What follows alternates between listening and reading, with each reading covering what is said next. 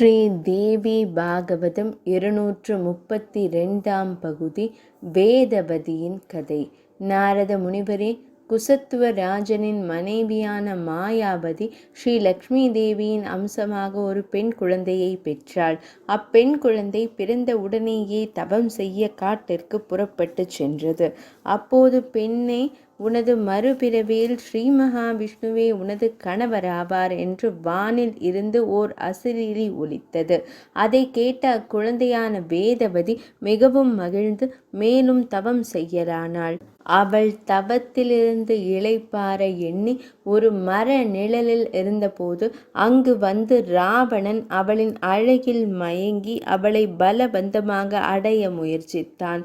அதனால் கோபம் கொண்ட வேதவதி, நீ எனது விஷயமாகவே கொல்லப்படுவாய் என்று சாபமிட்டுவிட்டு தனது உடலை நீத்தாள்.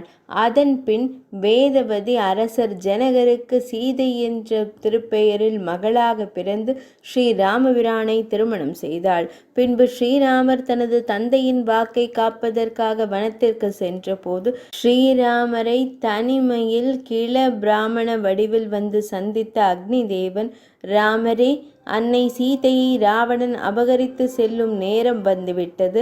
அதனால் லோகமாதாவான அன்னை சீதையை என்னிடம் ஒப்படைத்துவிட்டு போங்கள். நான் அன்னை சீதையை போன்ற ஒரு சாயா தேவியை உருவாக்கி தருகிறேன். அவளை அழைத்து செல்லுங்கள். இது லக்ஷ்மண சுவாமிக்கு கூட தெரியக்கூடாது என்றார். அதன்படி ஸ்ரீராமபிரான் சீதா தேவியை அக்னி தேவரிடம் கொடுத்துவிட்டு அக்னி தேவர் மாயையினால் உருவாக்கிய சாயா தேவியை அழைத்து சென்றார்.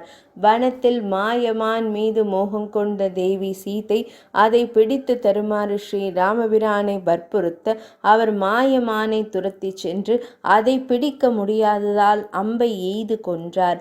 அம்மாயமான் லக்ஷ்மணா என்று பெருங்குரல் எடுத்து கத்திவிட்டு இறந்தது. பின் அது வைகுந்தம் சென்று துவார பாலகருள் ஒருவரானது.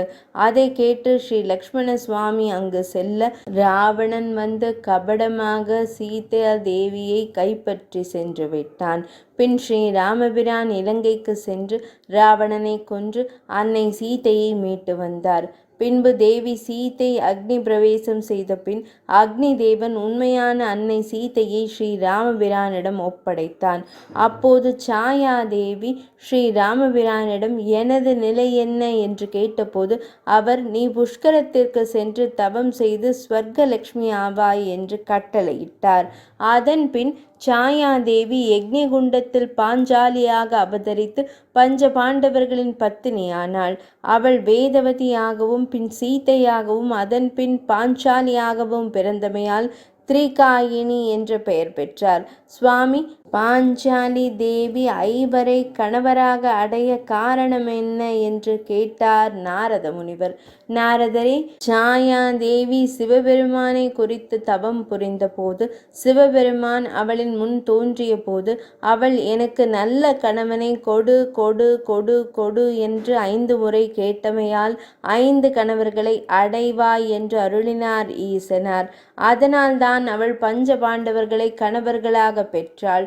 ராவணனை கொன்ற பின் ஸ்ரீ ராமபிரான் அயோத்திக்கு சென்று 11,000 ஆண்டுகள் அரசாண்ட பின் ஸ்ரீவைகுந்தம் திரும்பினார். இனி தர்மத்வஜனின் மகளின் கதையை கூறுகிறேன் என்றார் நாராயணர். 232 பகுதி நிறைவடைந்தது.